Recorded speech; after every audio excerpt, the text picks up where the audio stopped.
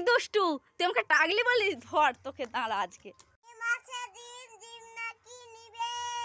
অটিয়া, ওগুলো কার ডিম? আমাকে একটা দাও তো।